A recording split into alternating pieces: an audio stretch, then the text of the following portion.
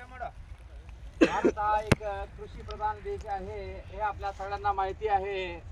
भारतामध्ये प्राथमिक व्यवसाय म्हटल्यानंतर शेती येतो। भारतातील जास्तीत जास्त लोक हे शेतीवरती निर्धारित आहेत आणि एवढंच नाही तर आपली जी अर्थव्यवस्था आहे ते शेतीवरती निर्धारित आहे। आज आपण या ठिकाणी हृदयवाडी गावातील एक प्रतिष्ठित प्रगतशील शेतकरी अशोक हत्तुराणा यांच्या शेतामध्ये आलेलो आहोत।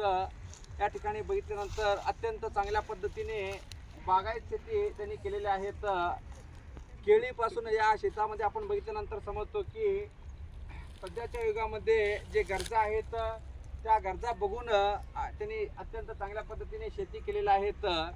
केळी आणि एवढंच नाही तर द्राक्ष आणि शेवग्याची शेती त्यांनी केलेली आहेत। या ठिकाणी विविध प्रकारचे जे फळ आहेत फळांची शेती सुद्धा त्यांनी केलेली आहेत। अगदी या ठिकाणी आल्यानंतर निसर्गरम्य वातावरणामध्ये आल्यासारखं आपल्याला वाटतो आणि शेती करत असताना त्यांनी शेतीसोबत म्हणजे तंत्रज्ञानाचा उपयोग करून त्यांनी अत्यंत चांगल्या पद्धतीने शेती केलेल्या आहेत।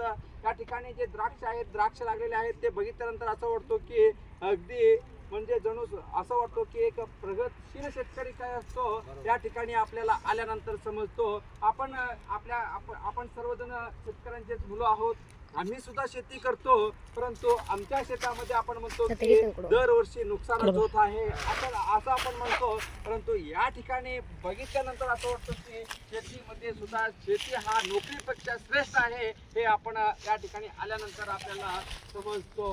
तर अत्यंत चांगल्या पद्धतीने शेवगा सुद्धा लागलेले आहेत द्राक्ष लागलेले आहेत आणि तंत्रज्ञानाचा उपयोग करून ते शेती करत आहेत।